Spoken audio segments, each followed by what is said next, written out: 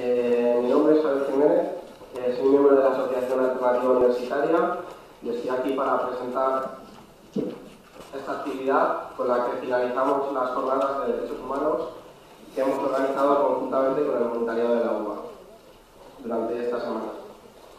La actividad de hoy se compone de dos partes.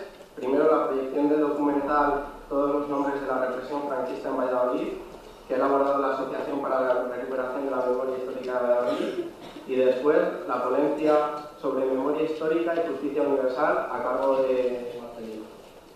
Quería explicar un poco por qué desde la asociación hemos querido incluir este tema en las jornadas sobre derechos humanos. Alternativa Universitaria forma parte de la plataforma por la retirada de los símbolos franquistas, en la que se trabaja por hacer cumplir la Ley de Memoria Histórica en Valladolid. Y a nivel de asociación, trabajamos por hacer cumplir la Ley de Memoria Histórica aquí en la universidad. Creemos que una parte muy importante de los derechos humanos son los derechos de las víctimas, y en este caso los derechos de las víctimas del franquismo. No entendemos que hijos y nietos no conozcan el paradero de los cuerpos de sus familiares, o que el franquismo no sea considerado ilegal. Incluso no entendemos por qué debajo de las escaleras de esta facultad hay una placa conmemorando al caudillo. La podéis ver todos en esa salida. En definitiva, y como dijo Marcos Ana, que fue el preso político que más tiempo estuvo en las cárceles franquistas, pasar página sí, pero después de haberla leído. Bueno, a presentar el documental ha venido Manuel Escarda. Bueno, corrígame si me equivoco, Manuel, que la información que tengo es por Marcelino. Es médico, es miembro de la Asociación por la Recuperación de la Memoria Histórica de Valladolid y ha ejercido de forense en la Comisión Asesora de Juez Garzón. Y bueno, Manuel, te dejo para que presentes el documental y luego ya presento a Marcelino para la ponencia. Muchas gracias.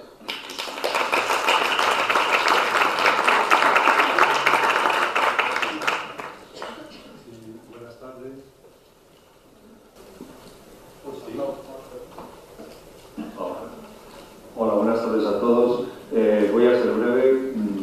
Probablemente sea más interesante luego el debate que podemos establecer y si surgen dudas en cuanto a las actividades de la asociación, pues comentarlo con relación a ello. La asociación empezó a funcionar hace 9 años. Solo decir una cosa, que cuando empezamos no nos imaginábamos lo que nos íbamos a encontrar con el tiempo, ¿no? La investigación se ha ido desarrollando, hemos sacado muchos datos del archivo militar del Ferrol, de los procesos. Allí la verdad es que hay una información muy completa de todos los procesos que se llevaban a cabo. No tanta información hay sobre, digamos, los paseados, las personas que fueron sacadas de sus domicilios, llevadas a los ayuntamientos y posteriormente asesinadas en las cunetas, en distintos sitios. Y yo creo que, ya digo, no nos podíamos hacer idea de la losa que teníamos encima, la losa que se construyó sobre igual que el edificio del Valle de los Caídos, ¿no? Una losa increíble que todavía no está levantada, que poco a poco vamos horadando y que, por ejemplo, permite que a estas alturas, después de muchos años de muerto el dictador y de muchos años de democracia, pues no sé, tengo aquí una referencia a un alto dirigente del Partido Popular, derecha democrática, pueda decir que el golpe militar respondía a un deseo de justicia y libertad. Hay impunidad, hay ignorancia y desconocimiento. Afortunadamente cada vez hay menos miedo y va habiendo un reconocimiento de las víctimas y un conocimiento de la verdad. Y la labor de la asociación fundamentalmente es esa. Y ya acabo y ponemos el documental y luego al final pues, se puede comentar lo que nos pueda sugerir, ¿eh? Gracias.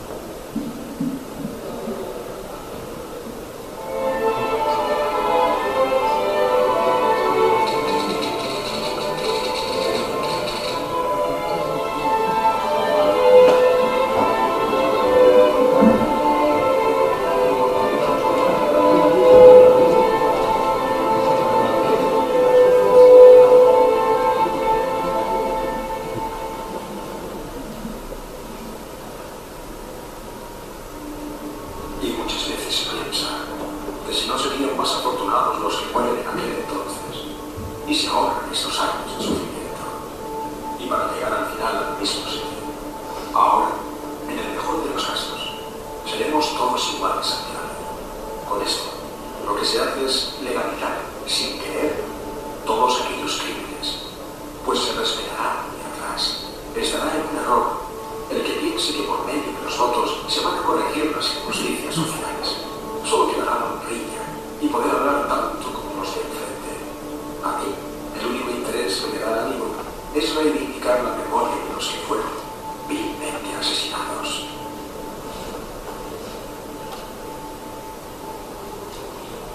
En los territorios que cayeron desde el 18 de julio de 1936 bajo el dominio franquista, no hubo frente, no hubo guerra, solamente violencia y represión sobre la población. El terror se impuso para provocar la inmovilización y la sumisión. Miles de vallisoletanos fueron humillados, encarcelados, fusilados o sacados de sus casas para ser asesinados. Vamos a los hombres y monedas. Este documental es el testimonio de la lucha contra la enfermedad.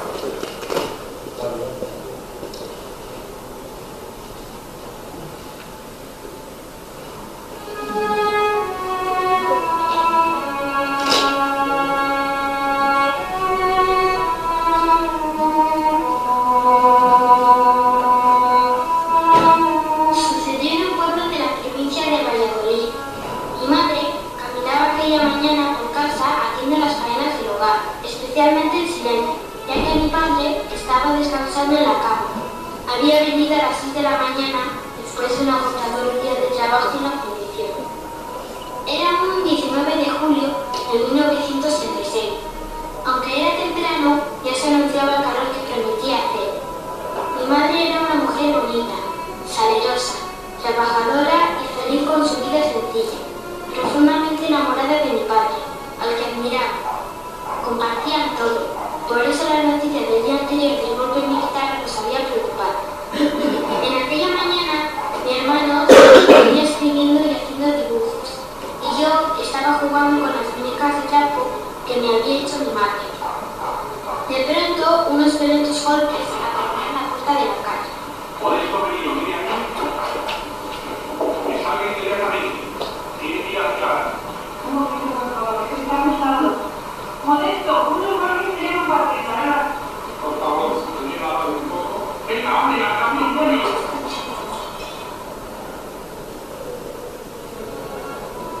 Los tres vimos la detención. Mi hermano no comprendió por qué pegaron de esa manera a mi padre, al que yo atrás. Yo tampoco entendí nada, pero me agarré a la falda de mi madre muerta de miedo. Mi madre se queda perpleja. Intenta correr tras el camión, pero los guardias lo impidieron y quedó abrazada a mi hermano y a mí, llorando desesperadamente. Ni siquiera me he despedido. No es verdad que van a declarar.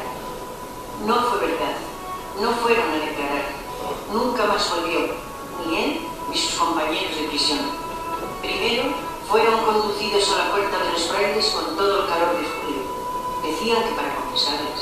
Y después, a las cocheras de Valladolid, donde permanecieron en cautiverio en condiciones infrahumanas.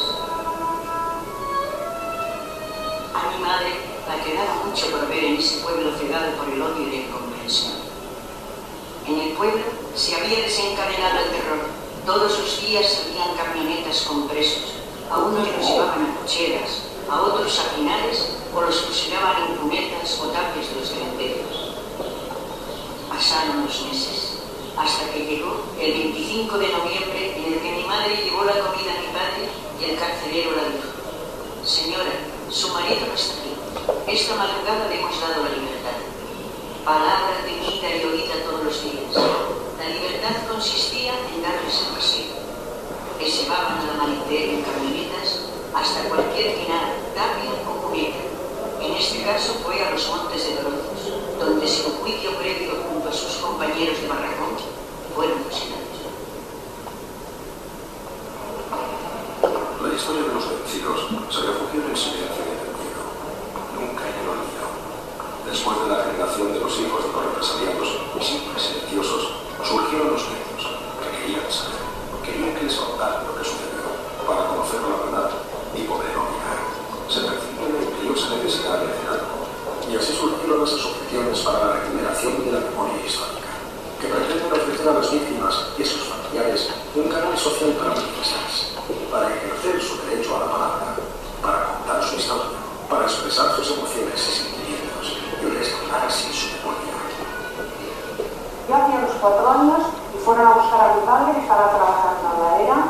padre pertenecía al sindicato de la UGT. Y de Valdenebro sacaron a nuestros padres en el camión como a otros muchos. Esa noche de Valdenebro sacaron a 16. Sí, me han contado, claro, yo no lo he vivido, que mataron a mi abuelo con 42 años y a un hijo que tenía de 17. Mi abuelo era concejal del Ayuntamiento Republicano en Valdenebro de los Valles. Se llevaron también a 2 hermanos de él y a un cuñado. Dejaron huérfanos a mucha gente. La Asociación para la Recuperación de la Memoria Histórica de Valladolid nace en septiembre del año 2002, a iniciativa de la generación de los nietos que querían recuperar los cuerpos de sus familiares desaparecidos, a la que siguieron otras personas por compromiso ético y social que en muchos casos ni siquiera tenían familiares represaliados. En noviembre de ese año se realiza la primera exhumación y se recuperan los cuerpos de 9 hombres de la población de Valdestines. En estos meses iniciales, los objetivos no están perfectamente definidos, porque primaba la efectividad. Pero pronto se van perfilando las lagunas, carencias y vacíos que existían en el conocimiento de nuestro pasado reciente. Surgen así las primeras preguntas. ¿Por qué este país no ha mirado de frente a esa época? ¿Por qué no se enjuiciaron ese tiempo como se hizo en Alemania o se hace en Chile y Argentina? ¿Por qué han tenido que pasar tantos años para querer sacar a la luz aquella parte de nuestra historia? Para poder responder a estas cuestiones, se hacía urgente un proyecto de investigación que terminara con el monopolio historiográfico que habían manejado los deudores de la sublevación.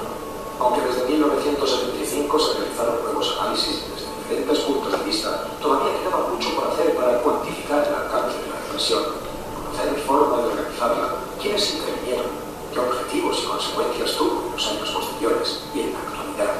Todavía hoy es común atribuir las muertes a las epidemias, enfrentamientos personales, viejas rencillas ancestrales, las dos estables.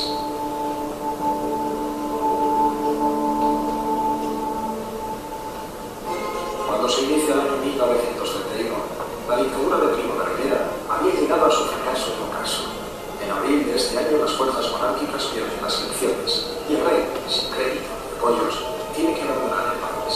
La Segunda República queda proclamada el día 14. El establecimiento del nuevo sistema se vio propiciado por la Inquisición e incluso por el apoyo explícito de los monárquicos que se sintieron traicionados por el rey, pero también por las fuerzas armadas, entre los que estaban el general Mola, director general de la Seguridad del Estado, y el general Sanjurjo, director general de la Guardia Civil. Ambos eran, 5 años después, los principales organizadores del golpe de Estado que sacudió al país el 18 de julio de 1936.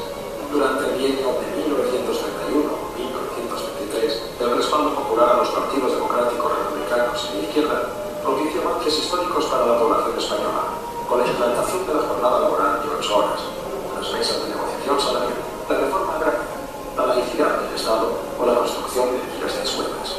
Sin embargo, el triunfo de una coalición de partidos de derecha en el año 33, algunos expresamente antidemocráticos, provocó el retroceso de todos estos avances y el sistema republicano se fue vaciando de contenido democrático y social.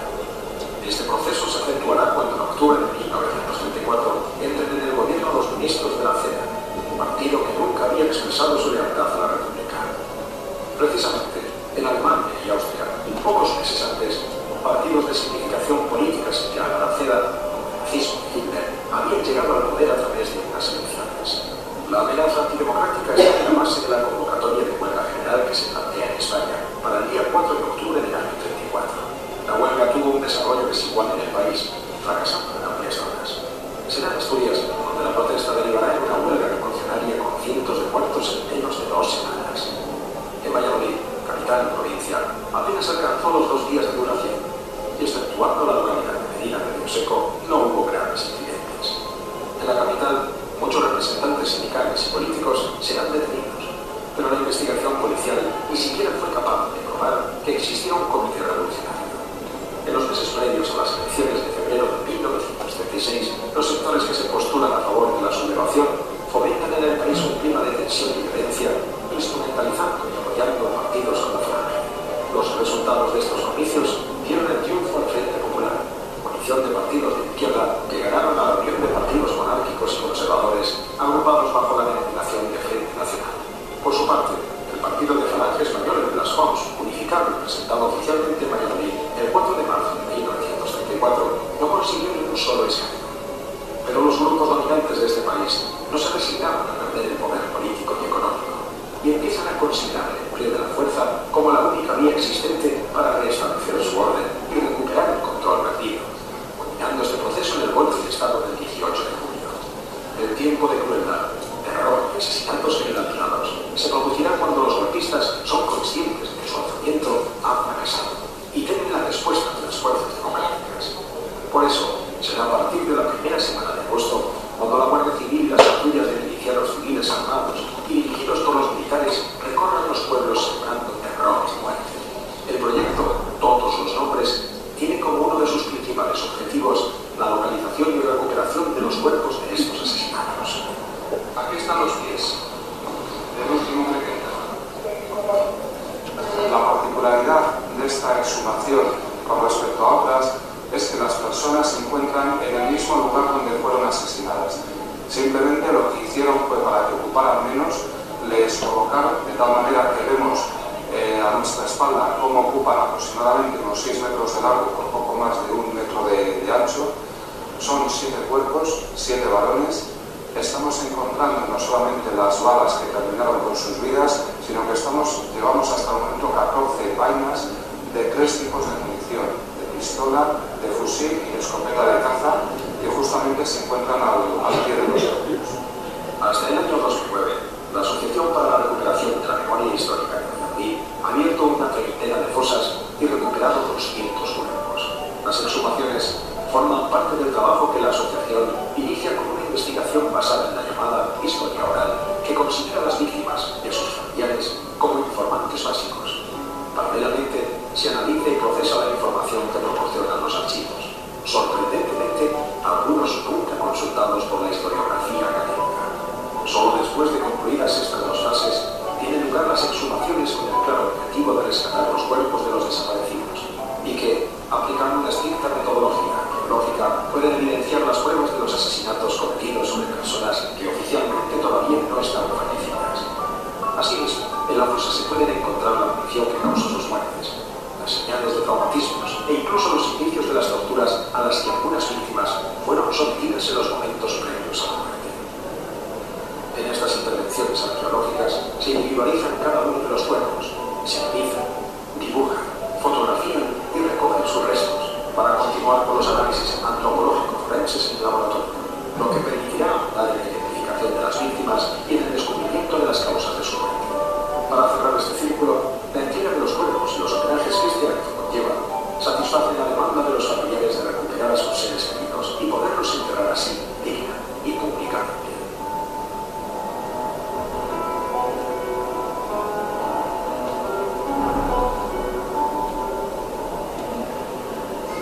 Valladolid era la sede de la 7ª División Militar, hito fundamental para el general Emilio Mola en sus planes golpistas.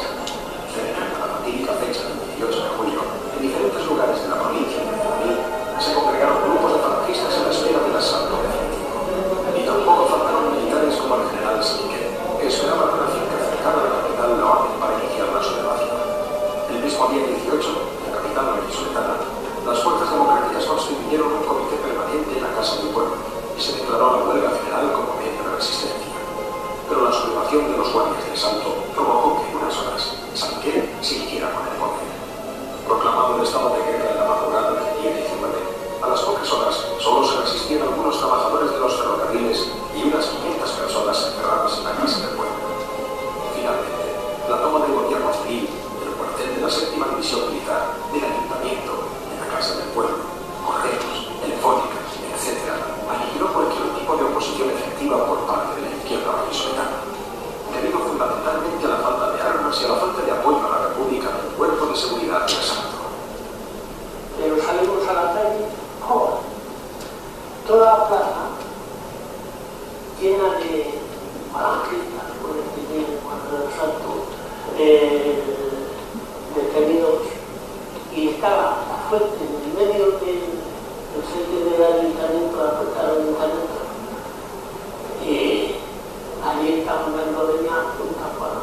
Y como la puerta estaban en la acera, y fueron falangistas para la era por él. Entonces si tenían que correr, pero mejor el jefe dice, no va a tocar, no, porque los decretos no va a tocar. Y le cogieron, llega y dice, llaman a la puerta, no. Mira, ¿Usted es su hijo de Gregorio? Sí, pero está enfermo en la cama. Dice, pues dígale que se levante, que tiene que venir con nosotros a hacer unas declaraciones a la dictadura. Que su hijo Pablo está allí y no le ha pasado nada, con la paliza que le dio en tonterías. Bueno, pues se le llevaron tanto en chicharracas con los fusiles como en el legal. Y no lo volvimos a ver.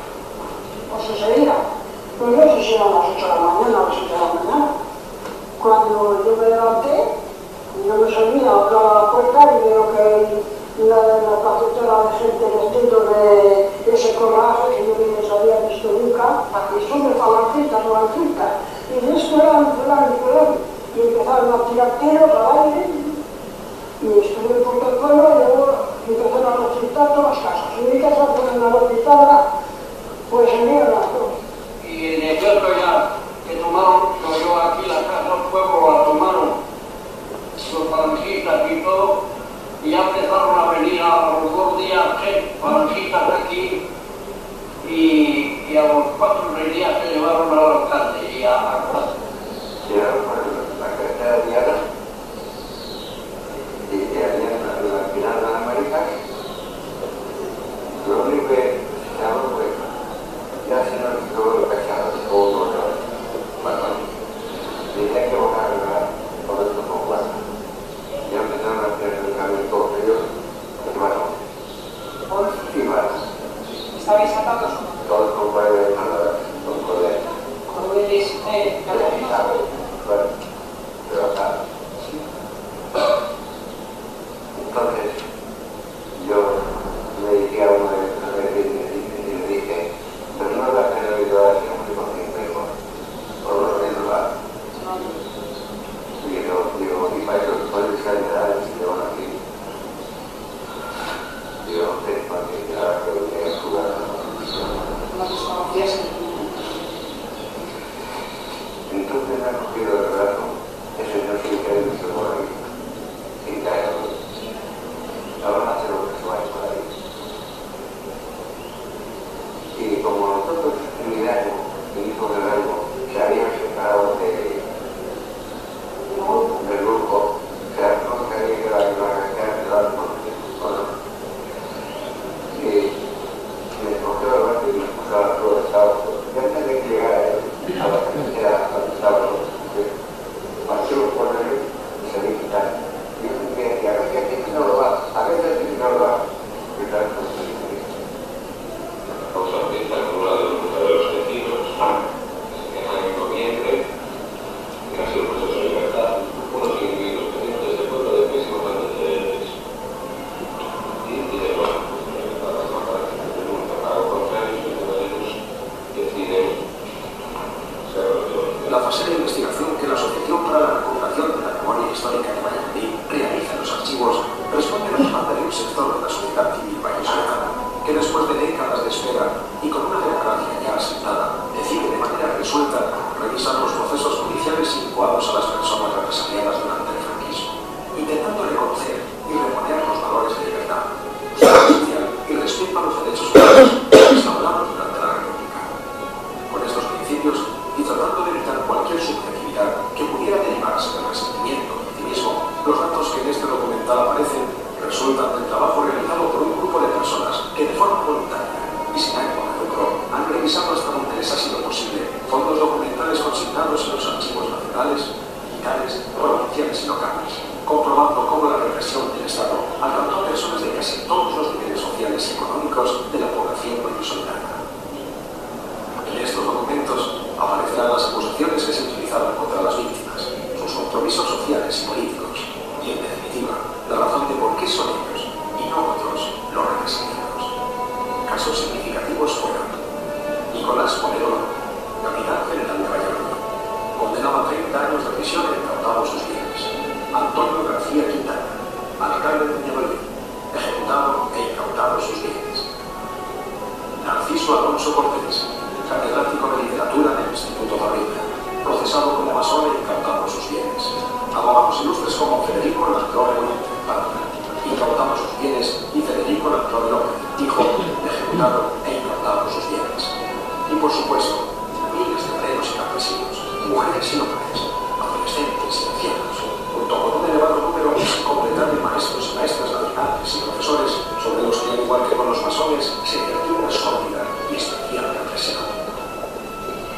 Estado, casado sí, hijos 3, pena 12 años. Los fondos y los archivos consultados han sido muchos y de tipología variada. Y hasta el momento, la mirada de la asociación se ha centrado en el archivo de la Real Cancillería de Valladolid, Archivo Histórico Provincial, Archivo General Militar de Guadalajara, Centro Documental de la Memoria Histórica de Salamanca, los archivos municipales y el archivo del Tribunal Militar IV de A Coruña Federal.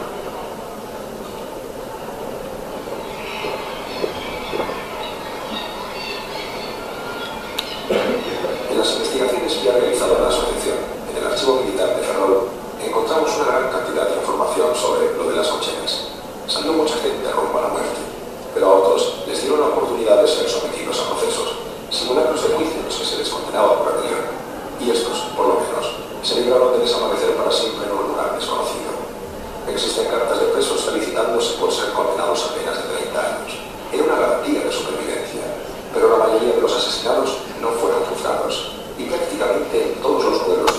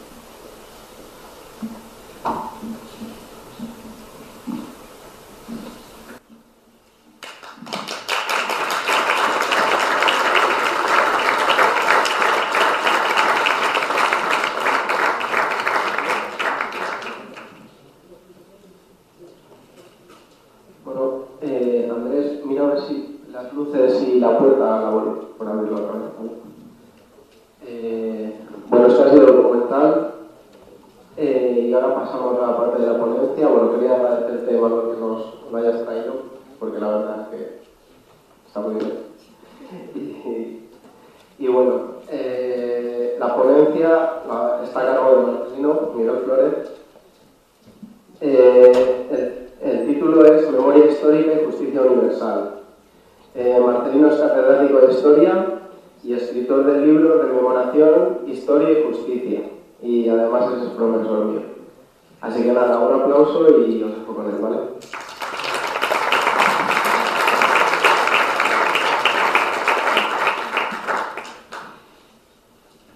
Bueno, pues después de este homenaje, buenas tardes a todos y a todas. Y después de este homenaje a todos los nombres de los desaparecidos, vamos a hacer una reflexión sobre lo que eso significa. Esto está relacionado con eso que se habla mucho ahora y que nos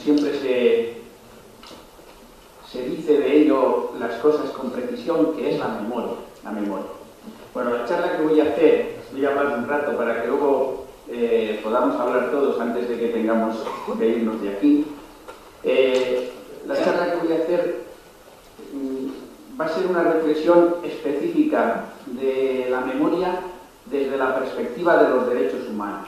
Es decir, se podían hacer reflexiones desde diversos puntos de vista, pero hoy vamos a hacer una reflexión acerca de lo que significa la memoria desde la perspectiva de los derechos humanos. Y la relación, entonces, que la memoria tiene con la justicia, la que ha tenido con la justicia universal y particularmente, bueno, con alguna referencia a la relación que tiene y ha tenido con la justicia en nuestro país, ¿no? Con la justicia relativa a los crímenes de lesa humanidad, que es de la justicia que trata esto que se relaciona con la memoria.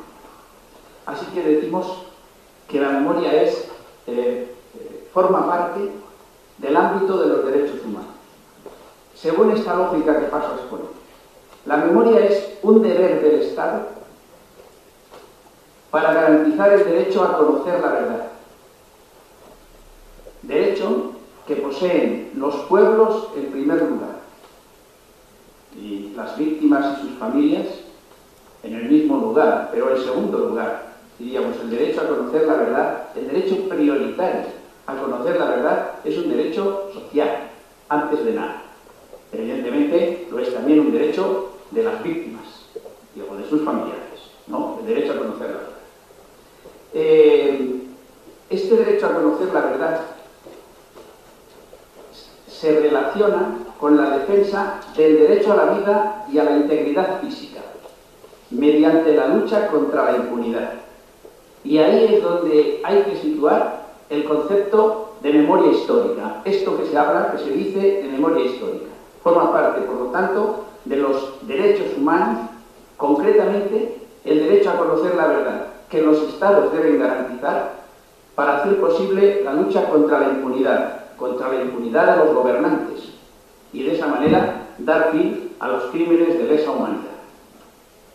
Desde esa perspectiva es desde la que vamos a hablar hoy, y voy a tratar de demostrar cómo esto es así y por qué esto es así. Bueno, este concepto de la memoria en relación con los derechos humanos nace en Auschwitz, que es el modelo de crimen contra la humanidad, en el campo de exterminio por excelencia, ¿no? Auschwitz es sinónimo de Shoah, que es como los judíos llaman al crimen tremendo que sufrieron durante el nazismo, y es sinónimo de holocausto, que es como lo llaman los judíos americanos sobre todo, ¿no? En Europa sobre todo se habla de Auschwitz, ¿no? Queriendo decir lo mismo, es el modelo de crimen de lesa humanidad. Ahí, en ese contexto y a causa de eso, nace la memoria histórica, la necesidad de la rememoración del crimen contra la humanidad. Ya el juez norteamericano Robert Jackson, que presidió el juicio de Nuremberg, dijo estas palabras en 1945, cuando se juzgó a los nazis, en el primer tribunal internacional que se organiza expresamente. Dijo esto: el último recurso para impedir que las guerras se repitan periódicamente y se hagan inevitables por desprecio a las leyes internacionales es hacer que los estadistas respondan ante esas leyes. Qué bien entendemos estas palabras hoy contemplando, por ejemplo, a Gaddafi. Y qué bien entendemos que la impunidad tradicional que ha amparado y sigue amparando a los criminales contra la humanidad es la razón principal para que este crimen se siga repitiendo constantemente delante de nuestros ojos. Por lo tanto, esta cuestión es una cuestión extraordinariamente importante, esta cuestión de la que tratamos. El momento exacto en el que esto que llamamos memoria histórica, y que dentro de un poco voy a tratar de explicar adecuadamente su significado, el momento exacto en el que este concepto de memoria relacionada con los derechos humanos se insertó en ese ámbito de los derechos humanos fue durante el 61º periodo de sesiones de la Asamblea de Naciones Unidas en el año 2005. Durante ese periodo de sesiones, en el seno de la Comisión de Derechos Humanos, se encargó un informe que elaboró una señora que se llama Diana Oren Fischer y aquí el informe que elaboró y que después fue llevado en el seno de la Comisión de Derechos Humanos a Instrumento para la Lucha contra la Impunidad. Se llama Conjunto de Principios para la Protección y Promoción de los Derechos Humanos mediante la Lucha contra la Impunidad. Ahí se convirtió en parte de los derechos humanos el derecho a conocer la verdad, que es lo que llamamos la memoria histórica. En ese informe de Diane Oren-Tricher, el capítulo 2 de ese conjunto de principios es el derecho a saber. Y dentro de él, el principio 2 se titula El derecho inalienable a la verdad. Y dice así: cada pueblo tiene el derecho inalienable a conocer la verdad acerca de los acontecimientos sucedidos en el pasado en relación con la perpetración de crímenes aberrantes y de las circunstancias y los motivos que llevaron, mediante violaciones masivas o sistemáticas, a la perpetración de esos crímenes. El ejercicio pleno y efectivo del derecho a la verdad proporciona una salvaguardia fundamental contra la repetición de tales violaciones. Este es el razonamiento que está recogido en el principio 2 del capítulo 2 de ese conjunto que Diane Oren-Tricher elaboró en el seno de la Comisión de Derechos Humanos. Debe destacarse, y yo creo que es muy importante hacer una reflexión en este sentido, y haré un pequeño paréntesis además para explicar la importancia que esto tiene, debe destacarse que es un derecho de los pueblos, en primer lugar, y antes que nada. El principio 4 garantiza también este derecho a las familias, pero quiero insistir mucho en que el derecho a conocer la verdad es, primero y antes que nada, un derecho de los pueblos. Mirad, en el vídeo ahora que acabamos de ver, en este vídeo estupendo que acabamos de escuchar, hay muchas expresiones, ¿no?, que es necesario matizarlas. A veces se plantea y se dice, incluso en el vídeo aparece alguna vez dicho así, como que lo que se está garantizando cuando se exhuma a los asesinados es el derecho a las familias a enterrar dignamente a sus familiares. Sí, eso también se garantiza, ¿verdad? Y eso es muy importante para las familias. Pero antes de eso, por encima de eso, y más importante porque es para toda la sociedad, lo que se hace en ese acto es la posibilidad de conocer la verdad, que eso es necesario para todos los pueblos y es necesario, como veremos después, para la justicia. Eso es esencial. Por eso, las exhumaciones es imprescindible que tengan un carácter público y no privado, como si se hiciesen clandestinamente. No, tienen que tener un carácter público, y por eso, porque la rememoración de las víctimas es tan importante, es por lo que los estados deberían asumir la responsabilidad de llevar adelante esas acciones, por el carácter público. Aquí tenemos un déficit todavía grande entre nosotros, que hemos avanzado poco en la responsabilidad. Algo hemos avanzado, ¿verdad? Bueno, mirando en perspectiva hemos avanzado muchísimo, pero nos queda mucho camino que recorrer todavía. Bueno, seguimos entonces con el argumento. Se trata del derecho a conocer la verdad. Y en relación con ese derecho a conocer la verdad, hay otro principio en ese conjunto de principios que elabora Diane Oren-Tricher, que es el principio 3, el anterior que os decía, el principio 2, que se titula El deber de recordar. El deber de recordar. Y esto les incumbe a los estados. Y como veremos también, es una oferta moral que se nos hace a toda la ciudadanía, ¿no? El deber de recordar.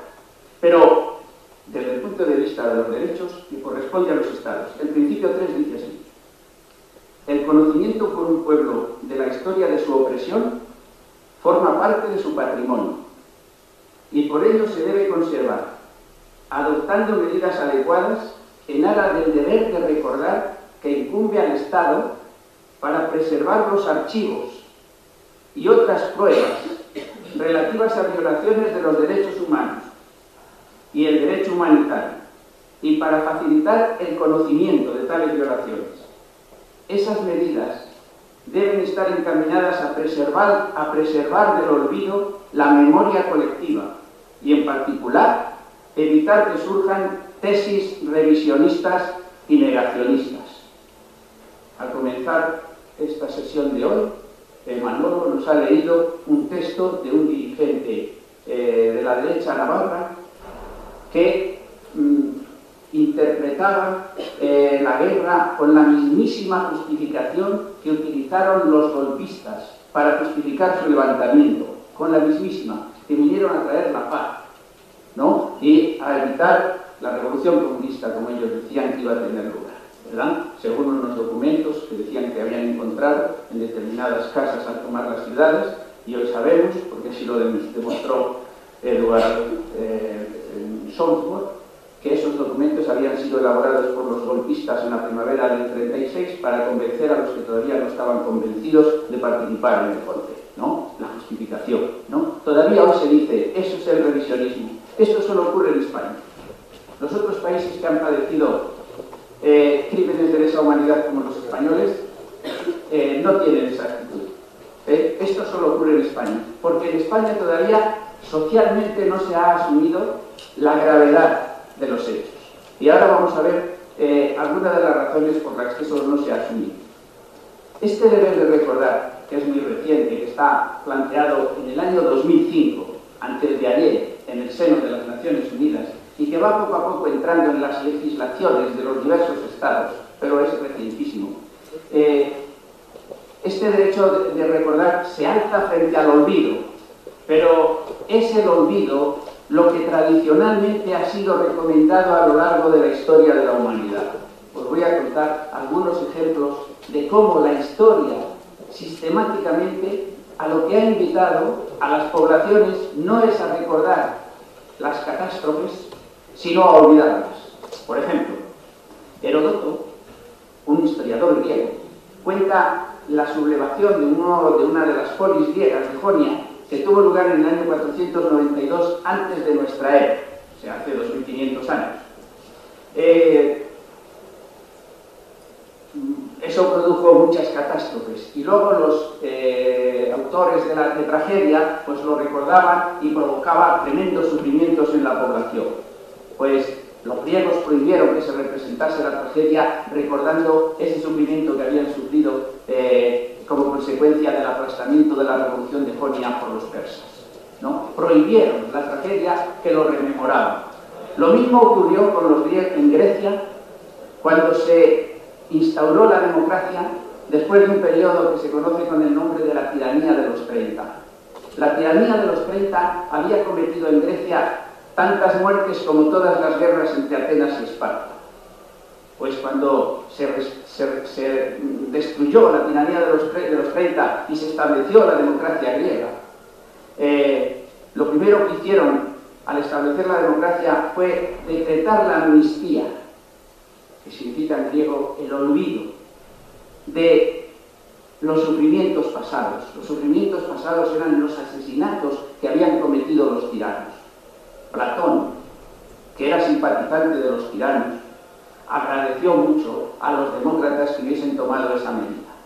Y Aristóteles recuerda en un libro suyo que se llama La Constitución de los Atenienses, relata allí cómo un individuo presente allí en el concejo que se le ocurrió incumplir la norma de la amnistía y recordar lo que había ocurrido, es decir, los asesinatos cometidos, fue inmediatamente ajusticiado en público allí mismo, por los jefes del pueblo. La invitación al olvido ha sido tradicional. Más ejemplos. Enrique IV, que es un rey francés que le conocéis todos, y os cuento una anécdota suya, es ese que dijo París bien vale una misa para poder ser coronado rey. Bueno, Enrique IV decretó el edicto de Nantes en el año 1598. En Francia había habido una lucha muy fuerte, como en otros lugares de Europa, entre protestantes, los hugonotes, que se llamaban los franceses, y católicos. Entonces Enrique IV, que era protestante, se convirtió al catolicismo, París bien vale una misa, para poder ser coronado rey. Y en cuanto se convirtió al catolicismo en el edicto de Nantes, que es el que pone la paz entre las religiones en Francia, prohíbe que se recuerde todo. Dice que los hechos que habían ocurrido en los años anteriores a su reinado queden, dice literalmente el edicto, disipados y asumidos como cosa no sucedida. Eso que había ocurrido era el asesinato de las personas inocentes, porque practicaban una religión distinta. Pero esta invitación al olvido adquirió la mayor carta de naturaleza con Hegel, el gran filósofo alemán de principios del siglo XIX. Hegel escribió estas palabras. Defendiendo la idea de progreso, escribió esto, dice: es inevitable que el espíritu del mundo pise algunas florecillas situadas al borde del camino, en aras del progreso. No importa que se pisen algunas florecillas al borde del camino, porque de esa manera avanzará más nuestra sociedad. Claro, cuando Hegel escribía esto, él estaba contemplando la primera industrialización de Europa. Y la primera industrialización de Europa casi siempre la conocemos por la máquina de vapor, el ferrocarril y esa expansión tan enorme que hubo. Pero eso se hizo a costa de las condiciones de vida más miserables que se pueden describir de los trabajadores, a costa de unos salarios de miseria, a costa de un trabajo sin ninguna condición laboral, de unas jornadas interminables. Las primeras legislaciones laborales que se hacen sobre la jornada prohíben trabajar más de 12 o de 14 horas. Es decir, que se trabajaban más de 12 o de 14 horas. Prohíben trabajar a los niños menores de 9 años. Es decir, que trabajaban los niños menores de 9 años. Estas eran las florecillas al borde del camino, que en aras del progreso se pisoteaban y nos quedábamos tan contentos. Y ahí es otro filósofo, Nietzsche, el que dijo: es sencillamente imposible vivir sin olvidar. No solo invitaba al olvido, sino que afirmaba que no podíamos seguir viviendo si no olvidábamos. Y claro, como esto forma parte de la experiencia de nuestra vida, cuando se nos muere alguien querido, a veces recurrimos a que pase un poco el tiempo para que se nos vaya olvidando y dejemos de sufrir, el sufrimiento no sea tan fuerte, ¿verdad? Por parte de nuestra propia experiencia, y dimos por bueno lo que Nietzsche había dicho. Claro, el problema es que las florecillas que se fueron pisando fueron cada vez más. Eso se advirtió cuando llegó el nazismo. Ahora voy a hablar de eso, ¿no? Y es ahí cuando va a aparecer el concepto de rememoración del cual estamos hoy hablando aquí. Pero antes de eso, voy a haceros otra reflexión más próxima a nosotros, que hace referencia a esta invitación al olvido. Una reflexión que tuvo lugar hace muy poco tiempo. En el año 1977, 2 años después de morirse Franco, cuando ya había habido unas elecciones democráticas, o casi democráticas, se decretó por tercera vez una amnistía en España, en el año 1977. Es la tercera y última amnistía. En esta quedaron amnistiados los delitos de terrorismo también. La amnistía la pide sobre todo la izquierda parlamentaria y la pide fundamentalmente para que salgan de la cárcel, incluidos los etarras que estaban en la cárcel, que eran los que no habían salido, porque los sindicalistas, los políticos, los que estaban por razones de opinión o de manifestación, ya habían salido todos. Marcelino Camacho, los dirigentes que estaban en la cárcel en ese momento todavía, ya habían salido todos. Solo faltaban de salir los que tenían delitos de sangre, ¿no? Los terroristas. Entonces, se plantea la amnistía definitiva en el año 1977. Tendríamos muchos análisis que hacer de la ley de amnistía del 77, pero solamente quiero haceros hoy una referencia a esta invitación al olvido que de forma expresa y nítida plantearon todos los partidos políticos presentes en las Cortes en aquel momento. Todos, tal vez con la excepción de Fuerza Nueva, que seguramente no quería la amnistía, pero no porque no le afectase a sus próximos, sino por otras razones, claro, para que no afectase a sus contrarios. Marcelino Camacho, que acababa de salir de la cárcel, dijo en la sesión, en el pleno, donde se aprobó esta ley, la ley de amnistía del 77, dijo, entre otras, estas palabras. Dice: nosotros considerábamos que la pieza capital de esta política de reconciliación nacional tenía que ser la amnistía. La política de reconciliación nacional la venía defendiendo el PC, y es desde donde habla Marcelino Camacho, el Partido Comunista, desde el año 1956, ¿no? La política de reconciliación nacional. Bueno, y dice: ¿cómo podíamos reconciliarnos los que nos habíamos estado matando los unos a los otros si no borrábamos ese pasado de una vez para siempre? si no borrábamos ese pasado de una vez para siempre. Amnistía, olvido. Xavier Arzallus, el dirigente nacionalista, dijo, entre otras cosas, estas palabras: es simplemente un olvido, como decía el preámbulo de nuestra ley, una amnistía de todos para todos, un olvido de todos para todos. Francisco de Tamendía, que hablaba en el nombre de ETA en aquella sesión parlamentaria y que se abstuvo porque no le parecía, por algunos matices de la ley que no le parecían suficientes en lo que se refiere a los partidarios suyos, ¿no? Francisco de Tamendía se dirigió en esa sesión, pidió un permiso especial, una palabra especial al presidente de las Cortes y se dirigió a la Asamblea para disculparse concretamente ante los partidos de la izquierda por abstenerse y no votar a favor de la amnistía, del olvido, absolutamente. O, por ejemplo, el cura Sirinar, un nacionalista catalán que se había permanecido en pie en el Senado, era senador, y había permanecido en pie en el Senado durante toda la legislatura reclamando la amnistía, se sentó. Es el día que se aprobó la amnistía. Sirinar representaba la posición más radical en una izquierda y además con un matiz nacionalista en este caso. Quiero decir, y es en lo que quiero insistir, toda la sociedad española reclamó el olvido. En aquel momento la sociedad española no era consciente de lo que significaba ese olvido. ¿Qué significaba? Es verdad que la posibilidad de que se recuperase la democracia, pero significaba también la impunidad del franquismo. Y todavía no había conciencia clara de lo enorme que era el crimen que se había cometido durante el franquismo. Han tenido que venir las asociaciones para la recuperación de la memoria histórica y han tenido que ocurrir otras cosas en el mundo para que tomásemos conciencia de eso. En 1977 no había conciencia de eso. Y las cosas fueron así y no podían ser de otra manera. Nadie era consciente de la trascendencia de lo que entonces se hacía. Y nadie en la sociedad española planteó que las cosas fuesen de otra manera. Esto es muy importante, porque ahora estamos en un debate sobre cómo se hicieron las cosas en la transición.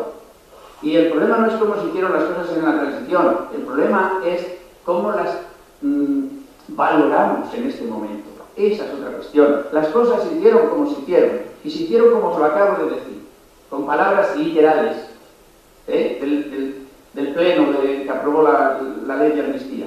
Otra cosa es que nosotros consideremos hoy que sabemos más cosas, consideremos que se hicieron las cosas como deberían de hacerse. Se hicieron como se hicieron y no pudieron hacerse de otra manera. Pero hoy, el que reclama que se hicieron como deberían de hacerse no es consciente de lo que significa la memoria. Y vamos a decir alguna palabra más todavía sobre la memoria. Y antes de nada, otra palabra sobre el olvido. El olvido, sobre todo, lo han reclamado los criminales. Y el ejemplo más perfecto es Auschwitz. Os voy a leer un texto de Reyes Mate, que es un filósofo vallisoletano, el que más sabe sobre estas cuestiones de la memoria. Hay que leerle obligatoriamente a Reyes Mate, es un filósofo, se le lee con alguna dificultad, pero es excelente, ¿no? Reyes Mate, en un libro que se titula Memoria de Auschwitz, Actualidad Moral y Política, del año 2003, tiene escrito esto, refiriéndose a Auschwitz, a los campos de concentración nazis y particularmente al campo de exterminio de Auschwitz, que era el más cruel de todos, si es que hay grados en esa crueldad tan enorme y casi incomprensible, ¿no? Dice: todo estaba pensado para que no quedara ni rastro, por eso todos tenían que morir, y los cadáveres debían ser quemados, los huesos molidos y luego aventados. Lo más singular de este acontecimiento es, como dice el historiador Bilal Naquet, la negación del crimen dentro del crimen, para que no hubiera huella en la memoria de la humanidad. Este es el significado del olvido, y esta es la recomendación a la que hemos sido invitados sistemáticamente y que todavía una buena parte de la sociedad nos sigue invitando ahora. Pero fue precisamente Auschwitz lo que provocó una reflexión importantísima que dio lugar a la aparición de una nueva cultura, que es la cultura de la memoria. Voy a deciros unas palabras de los primeros que idearon esta cultura de la memoria, con qué sentido lo idearon y qué importancia tiene esto para nosotros ahora. Y luego a partir de ahí veremos la relación que esta memoria, que algunos filósofos empiezan a idear a partir de Auschwitz, o en torno a eso, reclama justicia, ¿no? Que es lo que trato de demostrar hoy también. Hay unos filósofos que convivieron con el nazismo, aunque no lo conocieron enteramente, que son conocidos como los avisadores del fuego, porque se dedicaron a analizar lo que allí pasaba y cuáles eran las causas. Uno de los principales de esos filósofos, seguramente el principal desde la perspectiva que hablamos hoy, es Walter Benjamin. Tengo que deciros unas 4 cosas de la biografía de Walter Benjamin porque son fundamentales. Tuvo que salir de Alemania cuando era filósofo, judío y alemán. Entonces, cuando Hitler alcanzó el poder, Benjamin se exilió en París. A medida que el nazismo avanzaba en Alemania y se aproximaba a la guerra mundial, uno de sus amigos, que era Adorno, otro filósofo que estaba allá en los Estados Unidos, le escribe y le dice: vente para acá que se corre mucho peligro en Europa. Y le escribe Benjamin, le escribe una carta y dice: todavía hay cosas imprescindibles que estudiar en Europa. Él estaba estudiando sobre lo que hoy llamamos la memoria histórica, sobre la rememoración de las víctimas, que eso es lo que él entiende por memoria histórica, como ahora os voy a decir. Siguió trabajando Benjamin en París, pero en 1939 empezó la Segunda Guerra Mundial y en 1940 los alemanes estaban en París. Y entonces tuvo que salir, y tuvo que salir a toda prisa. Y lo tenía muy difícil, porque en la parte de Francia que no estaba ocupada colaboraba con los nazis, con el general Pétain. Entonces escapó por esa parte ocupada, no ocupada, y el único camino que tenía era España. Entró en España por la frontera catalana de Portbou, al norte de Gerona, junto al mar. Y nada más entrar, le detuvo la policía y a él con otras personas más y les dijo que al día siguiente les entregaría a la Gestapo. La noche del 26 de septiembre de 1940, en Portbou, Walter Benjamin se quitó la vida, se suicidó para no ir a parar a manos de la Gestapo. Dicen los que le acompañaban que hizo el viaje, que fue muy pesado y muy doloroso, con una maleta de la que no quería desprenderse. Esa maleta no sabemos dónde está, pero alguna copia de lo que es esa maleta sí que se ha podido ir reconstruyendo y constituye lo que hoy es un libro, una parte del pensamiento de Walter Benjamin, que se llaman las tesis sobre la historia. Recientemente Reyes Mate ha publicado un libro sobre las tesis de la historia de Walter Benjamin, que es una preciosidad, comentándolas, ¿no? Y en este lugar es donde este filósofo alemán construyó lo que llamamos hoy la cultura de la memoria, que no es otra cosa que la rememoración de las víctimas. Y ahí dice que a él lo único que le interesa es destacar esas florecillas que se han ido pisando al borde del camino, porque al no haber reparado en esas florecillas que se pisaban al borde del camino, hemos llegado a la catástrofe más grande que nos podamos imaginar, que es la barbarie nazi. En nombre del progreso, del crecimiento de la patria, de esas cosas, ¿no? Hemos ido prescindiendo de todo lo que hubiese que prescindir. Y claro, al final de lo que se prescindía era de 6 millones de judíos, de todos los gitanos que quedaban por el camino y, por supuesto, de todos los comunistas y disidentes, ¿no? Entonces Walter Benjamin reclama que lo que hay que hacer es rememorar a las víctimas, pero por razones políticas. Ahora bien, él dice, no todo el mundo es capaz de contemplar esto. Dice, solamente los que viven un instante de peligro, así lo dice exactamente, son capaces de ver a las víctimas y la importancia que tienen en el momento en que viven. Y por eso pueden recordar a las víctimas del pasado. Este pensamiento de Walter Benjamin tiene una importancia extraordinaria, porque cuando los asesinos asesinan a los inocentes no solamente asesinan a una persona, sino que asesinan a una persona con todo lo que la persona representa, lo que Reyes Mate llama la muerte hermenéutica, lo que esa persona significa. Cuando los franquistas asesinaban a una víctima inocente republicana, no solo asesinaban a una persona, asesinaban en un republicano al republicanismo, en un socialista al socialismo, en un comunista al comunismo, en un anarquista al anarquismo, es decir, a las personas y a lo que esas personas significaban. De hecho, todos los que vivisteis durante los 40 años de dictadura recordaréis perfectamente que estaba prohibida el pensamiento republicano, socialista, comunista, anarquista, es decir, ese que había sido sepultado con las víctimas. Pero si nosotros rememoramos a las víctimas, rememoramos también su pensamiento, las recreamos, las reconstruimos. ¿Y esto qué significa? Que la verdad conocida aumenta. Porque la verdad que a nosotros ha llegado tradicionalmente, la que nos han contado los historiadores, es la verdad de los vencedores. Podría poneros algún ejemplo. En el año 1992 se celebró en España el 5º centenario del descubrimiento de América. Muy poca gente protestó por los fastos celebrativos en aquella ocasión. Algunos sí que protestaron, yo entre otros. Escribí un pequeño librito que se titula Ambición y muerte en la conquista de América, y lo hicimos desde la posición que teníamos en algunas organizaciones no gubernamentales de solidaridad con los vencidos en América. Ellos estaban celebrando 500 años de opresión y de lucha, ¿no? Y aquí se querían celebrar 500 años de victoria y de dominación.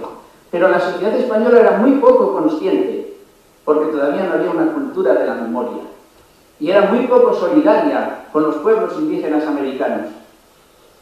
Es verdad que desde entonces se han ido produciendo cambios significativos, pero esto que os digo hace 10 años, 15 años o 20 años, y todavía no estaba socializada en España esa cultura de la memoria, ni siquiera en el mundo. Pero en los últimos años, las ideas de Walter Benjamin no solo se han generalizado entre los filósofos, entre los políticos y entre amplias masas de la sociedad, sino que han llegado a convertirse en un derecho, como comenzábamos diciendo hace un poco. Es decir, se han convertido en ley, en norma. La rememoración es ahora un derecho. Las víctimas se han hecho visibles. Las víctimas se han hecho visibles. Mirad otro ejemplo para que lo entendáis del todo. Cuando los de ETA mataban a alguien, a un político, hace 20 años, casi los familiares eran capaces de ir públicamente a enterrarle, y no les acompañaba nadie, y nos quedábamos todos tan tranquilos. La primera vez que se movilizó la sociedad española para acompañar a las víctimas de ETA fue en el año, creo que es 1996, el 14 de febrero, recuerdo, creo que es de 1996, en que ETA asesinó a don Francisco Tomás y Valiente, que había sido presidente del Tribunal Supremo y en ese momento ejercía su cátedra de Derecho Político en la Universidad de Madrid. Es la primera vez que salió la sociedad española. Fueron los estudiantes universitarios, que salieron con las manos pintadas de blanco, reclamando la inocencia de las víctimas y solidarizándose con las víctimas. Es la primera vez. Hasta entonces nos habíamos quedado todos en casa con las manos cruzadas cuando mataban a uno, los de ETA, antes de ayer. Pero ahora las víctimas se han hecho visibles. Y las cosas ya no pueden ser de la misma manera una vez que las víctimas son visibles. Claro, al hacerse visibles las víctimas aumenta nuestro conocimiento de la verdad. Sabemos mucho más. Mirad, desde el punto de vista histórico, como los vencedores nos habían contado solo una parte, conocíamos una parte de la historia, pero cuando rememoramos a las víctimas, conocemos otra parte de la historia mucho más grande. Os voy a poner un ejemplo para que entendáis esto. Uno de los sectores sociales que todavía hoy sigue marginado y que ha estado oculto durante mucho tiempo son las mujeres. La historia que han hecho los historiadores es la historia de los hombres. Todavía podemos coger cualquier libro de historia y ver que dicen que en el año 1890 en España se implantó el sufragio universal. como lo acabo de decir yo ahora, el sufragio universal. Entenderéis que el sufragio universal es el sufragio de todo el mundo, ¿no? Y todo el mundo son hombres y mujeres. Pues lo que en 1890 se implantó fue el sufragio masculino.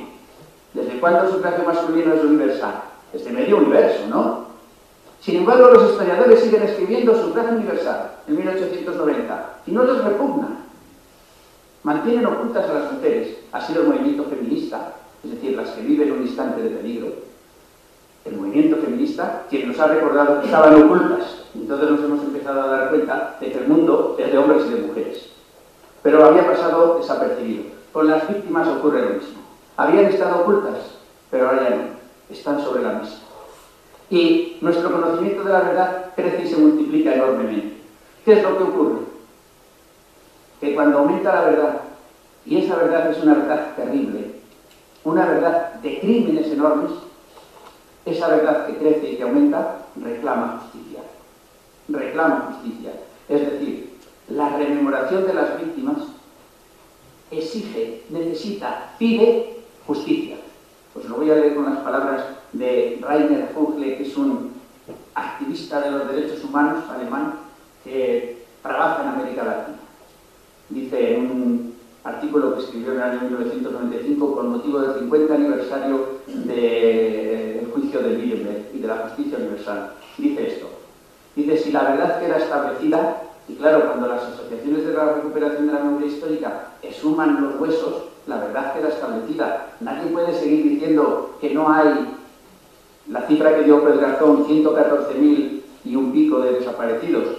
En este momento las asociaciones de recuperación de la memoria histórica están diciendo más de 150.000 ya, a medida que van recuperando todos los nombres. Si la verdad queda establecida, 150.000 asesinados. Y si esta verdad es una verdad terrible, una verdad de crímenes atroces, de culpas enormes, la falta de justicia queda aún más visible y más sentida. Se exige justicia. La rememoración no termina ahí. Está pidiendo el paso siguiente. El paso siguiente es justicia. Está pidiendo el veredicto. Así se llaman las sentencias de los jueces. Veredicto. Dicho en verdad. Es lo que está pidiendo el veredicto. Y lo pide porque el veredicto, las sentencias de los jueces, es el criterio moral más importante que tienen las sociedades. Es el criterio que nos permite saber lo que está bien y lo que está mal. Os lo voy a decir también con palabras autorizadas para que no sean mías. De Rainer Kuhnke, igualmente. Dice, en un Estado moderno de derecho, y pese a muchos deseos de tener otros mecanismos tal vez más humanos, el castigo judicial es el recurso más válido que tiene la sociedad para declarar lo que considera justo e injusto. Mientras esto sea así, la condena judicial con su castigo correspondiente o también la falta de condena tienen un valor de orientación imprescindible.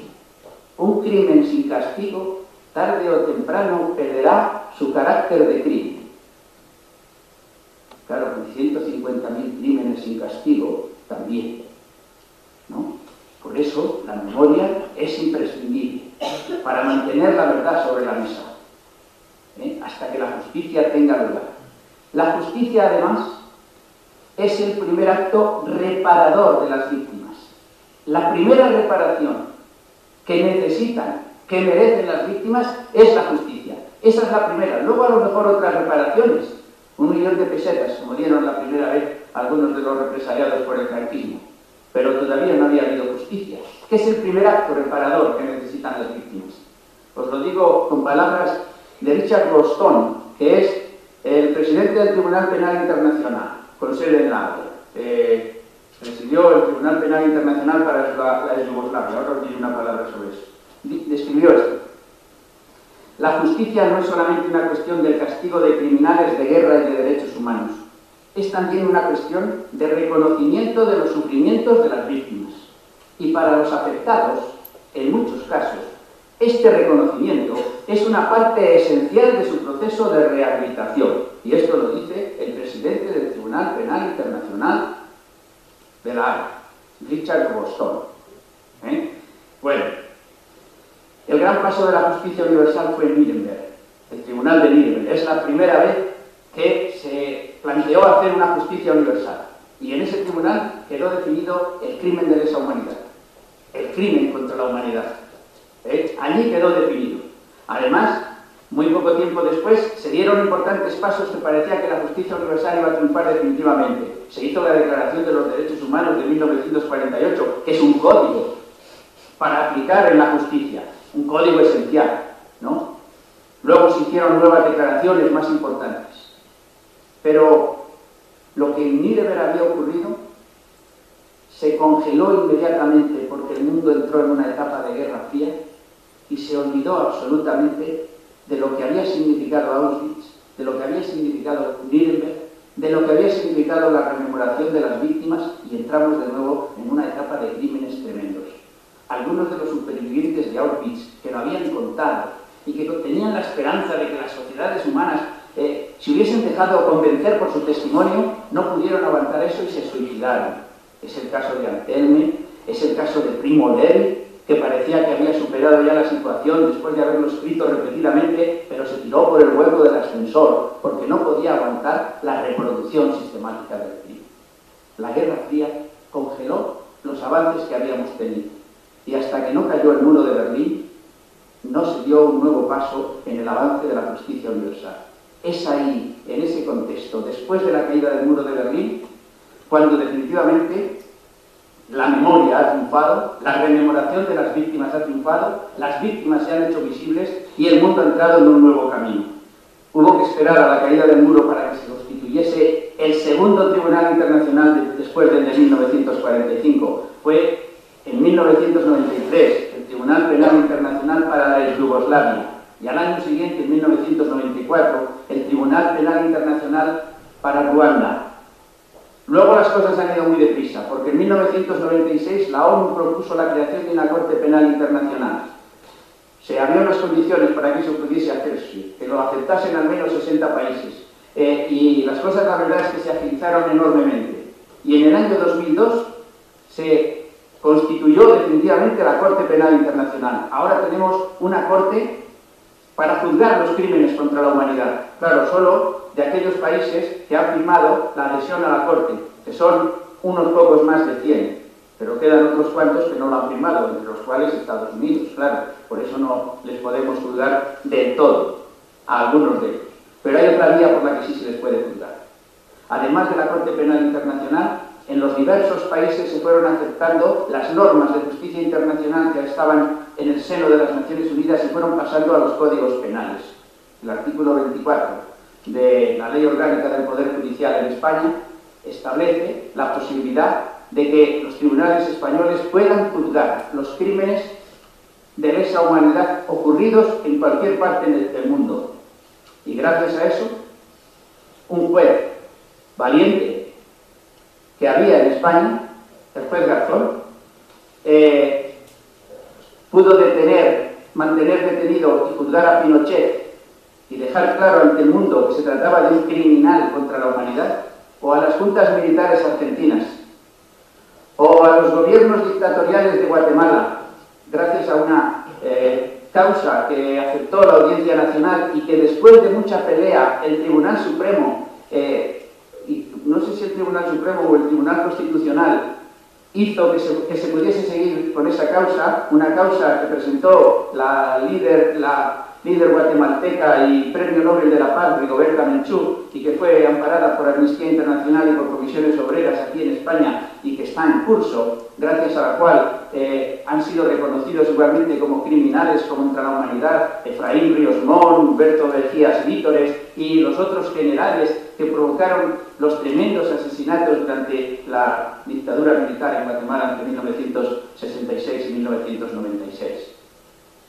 Pero dice activista de los derechos humanos que os he citado antes, Richard Pugle, dice: con frecuencia se ha podido observar que un gobierno, ante la presión interna o internacional, está dispuesto a admitir que se busque la verdad de lo ocurrido. Pocas veces, en cambio, aceptan las consecuencias de la verdad encontrada, el clamor por la justicia. Se encuentran 1000 pretextos para evitar que los culpables aparezcan ante la justicia. Y si no se puede evitar, no faltan los mecanismos para que salgan impunes. En España también.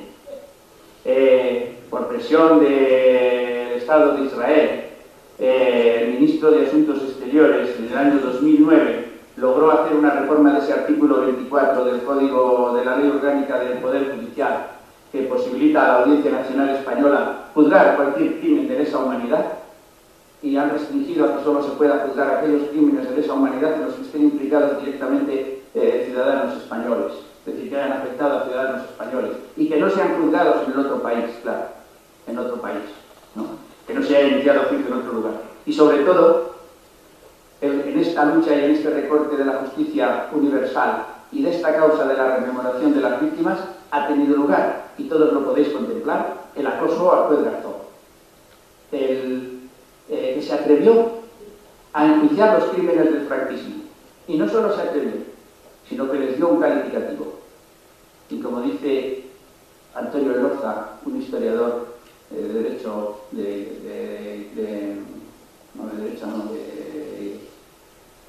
las ideas políticas, dice de Radovan, de los nazis a Karachi, no me acuerdo ahora mismo exactamente lo que dice, una calificación jurídica de los crímenes vale más que cualquier libro de historia. Y lo que hizo el juez Garzón fue calificar los crímenes del franquismo como crímenes de lesa humanidad. Y calificados han quedado. Porque lo que los jueces que le persiguen por cuestiones formales, pero nadie puede ya evitar la calificación que Garzón hizo y que permanece, por lo tanto. Es verdad que sus efectos dejan mucho que desear, pero lo que está establecido está establecido. Voy a terminar para que podamos hablar, porque dentro de un poco nos van a echar. Voy a terminar con una reflexión sobre la invitación moral que la rememoración de las víctimas nos hace permanentemente, y voy a hacer esa reflexión con unas palabras de otro filósofo que forma parte también de aquellos avisadores del fuego que se preocuparon de averiguar por qué los nazis habían llegado al poder, por qué habían hecho lo que habían hecho, ¿no? ¿Por qué habíamos caído en ese error de consentir que se pisotearan las flores al borde del camino, ¿no? Ese filósofo se llama Horkheimer y escribió estas palabras: el crimen que cometo y el sufrimiento que causo solo sobreviven una vez que han sido cometidos dentro de la conciencia humana que los recuerda, y se extinguen con el olvido. Por eso, la invitación a toda persona de buena voluntad es una invitación a rememorar a las víctimas. Es una invitación moral. Se pide ahí una respuesta ética. En esa situación estamos. Y para terminar os digo una cosa. Empezaba diciendo que la memoria, la rememoración de las víctimas, que a eso nos referimos cuando hablamos de memoria, la rememoración de las víctimas forma ya parte de los derechos humanos. Pero claro, el que un derecho humano sea enunciado no quiere decir que se haya conseguido, sino que hay que conquistarlo permanentemente. Conquistarlo permanentemente. Este es un caso evidente. El derecho ya está, tenemos la razón, pero la lucha por la conquista es imprescindible. Y ahora vamos a...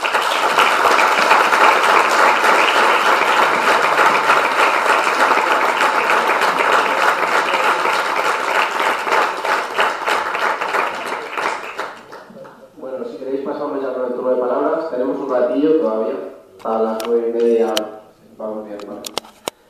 Vale, aquí está, señor. Una reflexión rápida. Es evidente que en Valladolid no hubo guerra civil. Valladolid resistió con unos cuantos carabieros en la Casa del Pueblo, resistió 48 horas. Después todos fueron crímenes, asesinatos y fusilamientos. Esto está claro porque lo hemos visto en el vídeo, además de la historia nos lo dice. Entonces quería preguntar al profesor una cosa concreta. ¿Usted cree que después de aquella época, que han pasado 75 años desde el comienzo de la Guerra Civil, no existen todavía en muchos pueblos de Valladolid hijos y nietos de fusilados que tienen que convivir con los asesinos puerta a puerta, con asesinos que obviamente tendrán más de 90 años, ¿no? que tienen que convivir con estos asesinos y por miedo, no se atreven a denunciar. Esa es una pregunta. Y la siguiente, que creo que el doctor dio antes algo sobre su relación con el juez Garzón. ¿Piensan ustedes que el juez Garzón ha sido enviado al exilio por parte de hijos y nietos de políticos, hijos y nietos de políticos que podrían haber sido asesinos en la época del franquismo y no quieren que el juez Garzón saque a la luz esos asesinatos de sus ancestros? Ya está, son las dos preguntas. A la primera pregunta, y yo le voy a responder con una cosa. En España tenemos dos víctimas, dos tipos de víctimas muy destacados. Las víctimas del franquismo y las víctimas de ETA. No, me da igual, son víctimas inocentes en los dos casos. Y tienen las mismas características las unas que las otras. Las víctimas se han hecho visibles en el caso de ETA y en el caso del franquismo. Para el tema que usted plantea de los hijos, de los nietos que no se atreven a denunciar, eso nos pasa con el franquismo y con ETA. Mire lo que está ocurriendo ahora mismo con ETA. Ya en la última tregua, en la de 2006, me acuerdo que casualidad, el mismo día que decretaron esa tregua, vino Reyes Mati a Valladolid a dar una charla sobre la memoria histórica que habíamos organizado aquí desde la Asociación Entre Pueblos, precisamente, ¿no?, a la que pertenezco. Y planteó esto, ¿no?, en el 2006, pero ahora es más evidente todavía. Las víctimas, hasta hace muy pocos años, las víctimas de ETA no tenían nada que decir, pero ahora mismo la voz de las víctimas es una voz que se oye y que se va a oír mucho, y que se tiene que oír mucho. Y esto tiene que ver con la actitud de la reconciliación que pueda haber sobre la reconciliación en la sociedad en el País Vasco. No es posible ahora una reconciliación en el País Vasco y en España con las víctimas de ETA sin tener en cuenta a estas víctimas, la inocencia, el derecho que nace de ellas, la justicia que reclaman. Pero más que eso todavía, para que la reconciliación sea efectiva, no es posible que los asesinos convivan con las víctimas sin que reconozcan su crimen y soliciten perdón. Las víctimas tienen luego la posibilidad de concederlo o no, porque eso es potestativo de las víctimas. Pero no es posible convivir sin que reconozcan el crimen y soliciten perdón, porque eso lo exige la presencia de las víctimas. Hasta hace unos años eso no ocurría. Con el franquismo ocurre lo mismo. Hasta que no, yo no sé quién tiene que hacerlo, lo de solicitar y pedir perdón, no sé quién tiene que hacerlo, ¿no? Yo creo que tendrán que intervenir los poderes públicos y hacerlo de una forma clara, ¿no? Reconocer que fue un régimen criminal, que todos los actos represivos son ilegítimos. Eso ya está reconocido. Está escrito en la Ley de la Memoria Histórica. Ayer lo ha ratificado un juez del Tribunal Supremo, al mismo tiempo que despreciaba la causa porque en la que eso se planteaba, que era de la familia de Miguel Hernández, que pedía que dictasen la ilegitimidad de anulasen la sentencia, ¿no?, de muerte de Miguel Hernández. Pero lo que no puede ya, lo que el juez ha dicho, lo que el Tribunal ha dicho, el Tribunal Supremo ha dicho es que no procede ya hacerlo porque ese juicio fue ilegítimo, como ha declarado la Ley de Memoria Histórica. Es insuficiente. Socialmente en este país falta el reconocimiento del crimen y la solicitud de perdón. Pero a nivel individual. Mira, a propósito de eso, ahora les concedo la palabra, voy a procurar ser breve porque si no monopolizo mucho. A propósito de eso, yo creo que hay que hacer alguna matización porque a veces andamos en algún error. Se ha dicho en el vídeo y se asigna normalmente a los falangistas la responsabilidad de los crímenes. No, los falangistas fueron brazo ejecutor, siempre a las órdenes del poder, militar, por supuesto, parafraseando al otro, ¿no? Eso fue así. El poder es el que organizó, dirigió, garantizó todos los asesinatos que se cometieron a partir del bando de guerra. Eso no ofrece ninguna duda. No fueron rencillas individuales. Es más, cuando alguien se sobrepasaba, sufría el castigo del poder. Entonces, la responsabilidad es pública. La básica responsabilidad es pública. Es verdad que hay una organización, como es Falange, si se considera heredera, que todavía existe, creo, de la anterior, que alguna responsabilidad tendrá también, ¿no? Tendría que tener, digo yo, ¿no? Pero le corresponde al Estado y a las instancias del Estado, yo creo que sobre todo les correspondería a los jueces, que son los que no son capaces de hacerlo, ¿no? A las altas instancias de los jueces, dejar claro eso, emitir sentencia para que las cosas queden claras. Decía Gabriel Jackson un día en un artículo, es un historiador hispanista británico, decía en un artículo en El País que en España, a diferencia de otros lugares del mundo donde han ocurrido este tipo de crímenes, sí que lo han asumido las sociedades, en España todavía no. Lo que yo digo hoy, muy pocos profesores de historia lo dicen en clase. Yo ya lo decía más suave hace unos años a estos alumnos que tuve, ¿no? Ahora lo digo cada vez con más tranquilidad, ya hay unas sentencias de los jueces, eso da mucha soltura para poder hablar, ¿no? Pero hay muy pocos profesores de historia que lo digan, todavía hoy, y la sociedad española no lo ha asumido. Entonces ese es un problema. Bueno, me voy a callar porque tiene... No, solo faltaba contestar la pregunta. Bueno, para aclarar lo de Garzón, yo tuve el honor de participar con el grupo de expertos que se constituyó con relación al auto. Lo que pasa es que solo tuvimos una reunión. Desgraciadamente solo se llevó a cabo una reunión en la Audiencia Nacional. Se pusieron a disposición de los investigadores que ahí estábamos, Policía Judicial, un equipo de informáticos que luego siguieron trabajando, crearon una gran base de datos con todos los datos que se aportaron desde las asociaciones. Eso está ahí, está en la Audiencia Nacional, forma parte del auto, pero no volvimos a tener ninguna reunión posteriormente. Sí que planificamos una serie de cosas. Los historiadores, en la comisión había un juez, un fiscal, 2 historiadores, una archivera y 2 médicos. Y todo se quedó ahí.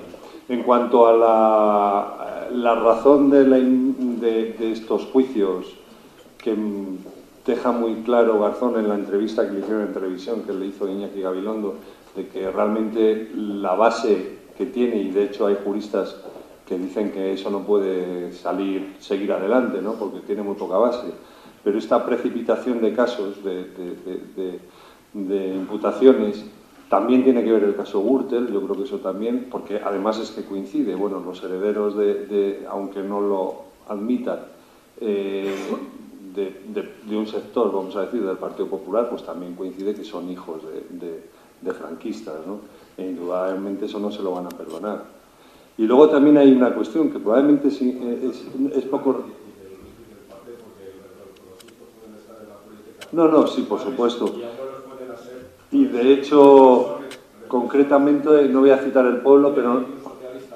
Sí, no, desde luego que sí, y que no tienen la suficiente valentía como para llegar hasta donde haya que llegar desde el punto de vista de, como muy bien ha explicado Marcelino, la justicia internacional y los derechos humanos, ¿no?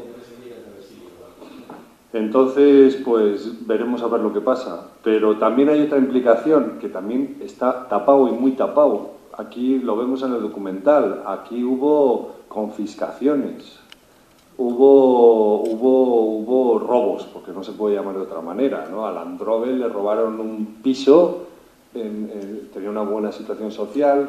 Landrove, que era socialista, abogado, sacó las oposiciones de abogado del Estado con el número 1. Tenía un buen trabajo y tenía un buen nivel social, y un piso de la calle Miguel Isca, en el pleno centro de Madrid, pues eso lo requisaron. ¿De quién es ese piso ahora? ¿Dónde fue a parar? Y como eso hay muchas otras cosas, bueno, pues también hay un temor, supongo, en esas familias herederas del franquismo, literalmente, económicamente, a que eso no se destape nada. Sí, vale, el señor que está aquí en la sombra.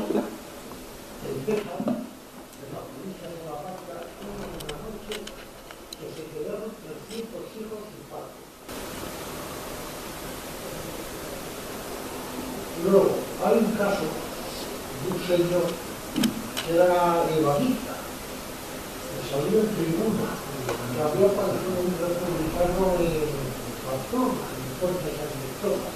Este señor no era republicano, y lo está bien. Total, que este señor apareció luego en Pamplona enterrado, porque le había dado un problema del estómago y murió. Entonces le enterraron en el campo San José de la Montaña, que era donde estaban todos los que había ahí en morir. No fusilados, más luego los que se escaparon, que ese libro le escribió el hijo de un carabón de Valladolid. ¿Fue de San Cristóbal? Sí, pero ya no hay libro de eso.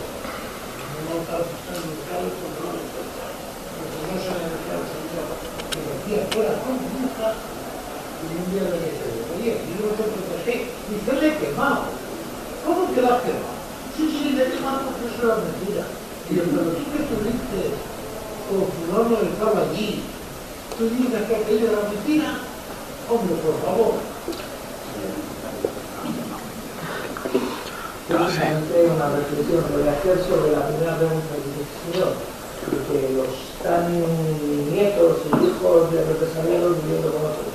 El problema yo creo que es que esas personas todavía no han reconocido que son criminales. Ellos se creen que hicieron que cometieron los deberes, porque se lo mandaba al gobierno. Mientras el Estado y el gobierno no les haga comprender que hicieron mal y que son asesinos, ellos no lo van a reconocer. Por lo tanto, los primeros que tienen que reconocer y pedir perdón son la autoridad, o sea, el gobierno, el Estado, para que ellos se den cuenta que realmente son asesinos. Sí, y no sigan tan y apuntarles con el dedo, sí. No, en general, a todos. No, en general no, uno por uno, usted. Sí, bueno, va Julieta, luego Martín y luego aquí, ¿vale? Julieta, sí. Bueno, yo quiero decir al profesor referente al olvido.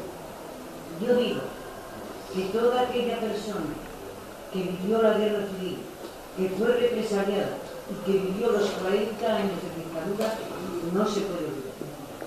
Por ejemplo, yo, que soy hija de un fusilado, el cual un socialista, nada más, ese fue socialista, ser el secretario de la Casa del Pueblo de Medina del Rioseco, concretamente, que le sacaron una mañana por eso, que le llevaron el 19 de julio, que no va a decir que había represalias y que se... No, era una lista bien efectuada de fulano, mengano, gitano, porque era sencillamente un obrero sindicalista, un defensor de los derechos de los trabajadores. Les sacaron y por esa razón les metieron aquí, en este caso, hablo porque el extranjero no vaya a morir, a las cocheras, y otro día, después de estar en cautiverio, les sacaron para fusilarlos en aquellos tremendos amaneceres del 36. ¿Qué persona puede olvidar eso? Que lo vaya a pasar. Yo no lo olvidaré en mi vida, aunque, bueno, no sé, estaré cerca de la muerte y seguiré diciendo que la memoria es lo más importante, que se tiene que escribir la historia real de España, de los vencedores ya se ha sabido, y la de los vencidos, y que se estudie en los institutos, en los colegios, que se sepa lo que pasó, porque fue una masacre, y eso es así, y no se puede olvidar nunca.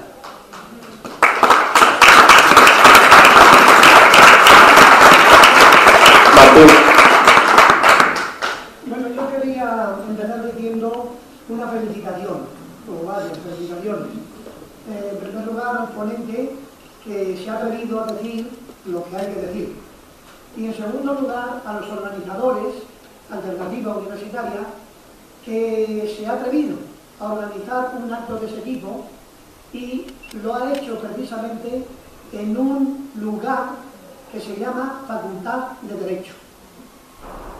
Yo quiero resaltar el valor simbólico que esto puede tener, porque muchas veces se achaca a los universitarios, a los intelectuales, a los profesores, etc., de que no están al loro de que no están viviendo lo que la vida está sufriendo y padeciendo, y que se está investigando cosas del pelo de los ángeles, ¿no? Que muchísimas veces, por desgracia, es cierto. Precisamente porque es cierto, resalta más el que de cuando en cuando se hagan actos de ese tipo. Y por eso yo quiero felicitar y me congratulo a mí mismo también, porque se ha hablado de valores importantísimos aquí, al hablar de la memoria. Se ha hablado de justicia, se ha hablado de derechos humanos. Y esto verdaderamente es el núcleo fundamental sobre el cual tiene que girar la ciencia y la investigación. El que se haya adelantado haciendo un acto simbólico en ese sentido, creo que es digno de aplauso.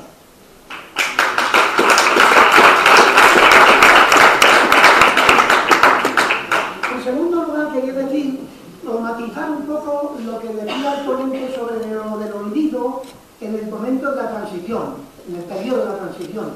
Yo creo que tal vez tuviera que distinguir entre lo que se entendía por olvido en aquel momento y en aquel contexto, porque si no, se caería en contradicciones. En contradicción, por ejemplo, de que muchas personas de aquellas que dijeron aquello en aquel momento y firmaron lo del olvido, sin embargo, hoy son promotores de lo que estamos ahora viendo con la memoria. Entonces creo que hay que entenderlo en el sentido de que lo que se quería constatar es que tendríamos que, o tenemos que, perdonar, no olvidar, pero sí perdonar, pues el hecho de que hubo en tiempo de la guerra, ¿no? Porque si no llegamos a perdonar, no seríamos o no seremos capaces de rememorar sin venganza, que es lo que yo creo que está intentando el movimiento por la memoria. El movimiento por la memoria histórica no se quiere vengar, no quiere vengarse de nadie, aunque evidentemente no quiere olvidar, pero no quiere decir que no quiere olvidar para seguir vengándose. Yo creo que esto es lo que se quería decir cuando se hablaba del olvido. Y en tercer lugar, puesto que la justicia es universal y puesto que los organizadores de este acto pues se han atrevido a hablar de justicia en definitiva y de genocidio en definitiva, yo creo que deberíamos de seguir de alguna manera en esa misma línea los universitarios y todos los ciudadanos de Valladolid y de no Valladolid, rememorando otras víctimas que ahora mismo están sucediendo. Estoy refiriéndome al norte de África, Túnez, Egipto, Libia, ahora, donde se está matando sin compasión, injustamente. Yo creo que eso también merecería en algún momento algún acto parecido al que estamos haciendo. Marcelino. Bueno, yo empecé la charla hablando de Gaddafi. Tengo que decirte un par de cosas, Martín, un par de cositas. Primero, una cosa acerca de rememorar con venganzas y venganza y perdón. Esta cuestión. Vamos a ver. El perdón es el criminal el que lo tiene que solicitar. Hay un libro de un teólogo que se llama Ignacio González Faust, que lo explica muy bien. El libro es un libro de antropología teológica que se llama Proyecto de Hermano o algo así, o Proyecto de Hombre, no sé exactamente. Lo explica muy bien. Dice cómo cuando el que ha cometido, bueno, él habla de pecado, porque lo dice en términos teológicos católicos, ¿no? El pecador, cuando solicita el pecado, y lo pone con un ejemplo del rey David, ¿no? Cuando solicita el pecado, cuando solicita el perdón, lo recibe de Dios, cuenta en su planteamiento, pero porque lo solicita, es decir, porque, diríamos, ha hecho el acto de reconocer lo que ha hecho y de solicitar el perdón. Eso por una parte, es decir, no se puede perdonar si no hay solicitud de perdón. Primera cosa. O sea, en el proceso de perdón y de reconciliación, el punto de partida es del responsable de los crímenes. Es el que tiene que solicitar perdón. Segunda cosa. Las víctimas tienen derecho a la venganza. Las víctimas tienen todo el derecho. Pero lo que diferencia a la justicia de la venganza es esto precisamente, que la justicia no la ejercen las víctimas, la justicia la ejercen los jueces. Y esto es un matiz que es esencial y que me parece que es muy importante para entender bien la sociedad en este momento y lo que pasa con las víctimas de ETA en este momento. La justicia procede de las víctimas y la reclaman las víctimas porque son inocentes. Pero las víctimas no son las que tienen que ejecutar la justicia, ejercer la justicia. La justicia la ejerce la sociedad a través de los mecanismos que se ha dotado en el Estado de Derecho, de la justicia. No son las víctimas. Esto es muy importante y sobre todo nos aclara muy bien los errores tremendos que cometió la Asociación de Víctimas del Terrorismo durante ese proceso en el que se manifestó de esa manera, reclamando ser ellos los ejecutores en el periodo que estaba dirigida por un señor que se apellidaba Alcaraz, ahora no recuerdo el nombre, ¿no? Y que provocó la escisión dentro de las asociaciones de víctimas del terrorismo precisamente por esas cosas. La justicia nace de las víctimas, pero no son las víctimas las que ejecutan la justicia, son los jueces, los tribunales, tal y como están constituidos. Ese matiz yo creo que es esencial, esencial. Diríamos que es la diferencia entre el genitivo ablativo y el genitivo posesivo, ¿no? Que se decía antiguamente, ¿no? La justicia nace de las víctimas, pero no la ejercen las víctimas. Y las víctimas tienen derecho a desear la venganza. Los psiquiatras dicen que incluso no es bueno que las víctimas renuncien al deseo de venganza demasiado pronto, por su salud mental. Bueno, perdóname un segundo que por aclarar un par de cosinas sobre eso. Y una cosa más acerca de lo que dices y de las precisiones. El olvido en la transición, yo creo, diríamos que historiográficamente las cosas fueron como fueron y probablemente no pudieron ser de otras maneras. Entre otras cosas, porque no éramos conscientes del significado del olvido. Entre otras cosas. Yo ya era un señor en la transición y era un activista político. Y por lo tanto asumo toda la responsabilidad de aquel olvido. El problema con el olvido de la transición no es lo que entonces se hizo. Que se hizo lo que se hizo, ¿no? No sé si se podía hacer otra cosa o no, eso se hizo. Y hubo casi unanimidad en hacerlo. El problema es cómo se valora hoy ese olvido. Ese es el problema, la actitud que hay hoy en que tenemos otro campo ideológico distinto. Lo que no tiene hoy justificación es seguir defendiendo el olvido y seguir diciendo, como todos los habréis oído, sobre todo los activistas del memorialismo histórico, dejar de remover, ¿no? El problema es hoy cuando se plantea esa cuestión, ¿no? Hoy no se justifica que se valore como modélica la transición española. No se justifica. Y desde luego, sin la presencia de las víctimas, no se entiende, hoy día no se puede plantear ninguna transición.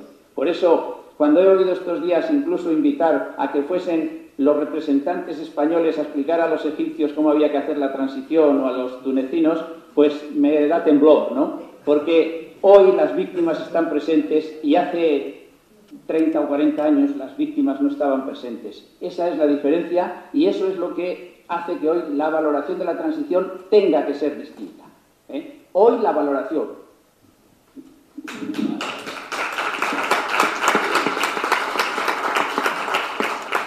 ¿Puedo decir una palabrita solo? Moderador. Sí, poco ya, porque no, brevísimamente. Estoy de acuerdo contigo en lo que has dicho, únicamente yo cambiaría una palabra. Si realmente la venganza, como tú dices, la ejerce la acción de la justicia. No, eso no es venganza. Claro, ahí voy. Si no la ejerce el individuo, el otro que ha sido maltratado, sino que la ejerce a través de la justicia universal, la justicia de los jueces, entonces eso ya no es venganza, es reparación. Entonces yo no hablaría de venganza. No, he hablado del deseo de venganza que tiene la víctima, que es un derecho, he dicho. El deseo de venganza. No estoy invitando a ejercer la justicia por la propia mano y ojo por ojo y diente por diente, está claro. No digo porque es peligroso hablar de venganza. Yo creo que no. Es recuperación. Sí. Bueno, la última palabra que le voy a pedir al señor de aquí en primera fila.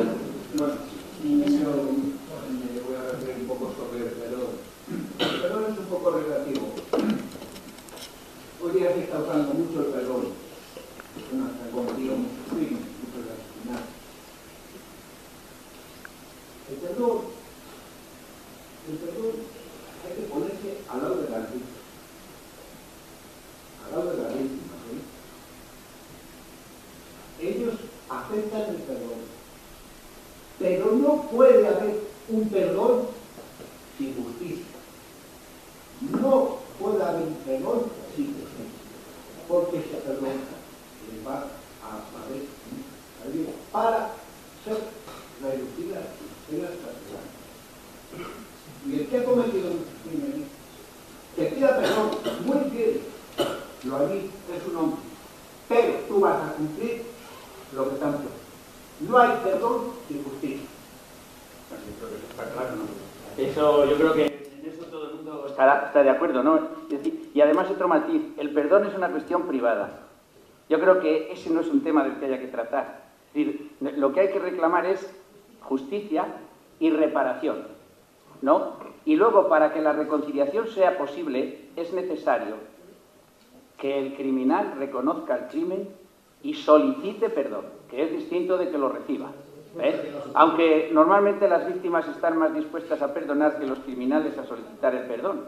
Pero lo que hace posible reconciliarse no es que una víctima perdone, sino que el criminal lo reconozca y lo solicite. Esa es la cuestión. Y en todo caso sigue siendo una cuestión privada, porque lo que es público es la justicia, y es lo que preocupa y donde yo creo que es donde hay que moverse, claro. Yo pienso que no se debe olvidar nunca. Nunca. Como no se puede olvidar la matanza de judíos, ni la matanza de romanos, ni la matanza de los americanos, de los indios americanos, que tampoco se habla, ni lo que ha pasado en el Sahara. Creo que no se debe olvidar nunca, y se debe informar mucho más. Una cosilla para terminar, que sí, una cocina. Hay unos vídeos aquí de la película, lo que pasa es que nos interesaría, si alguien tiene oportunidad de distribuirlo o de ponerlo en algún sitio público para que llegue a más gente.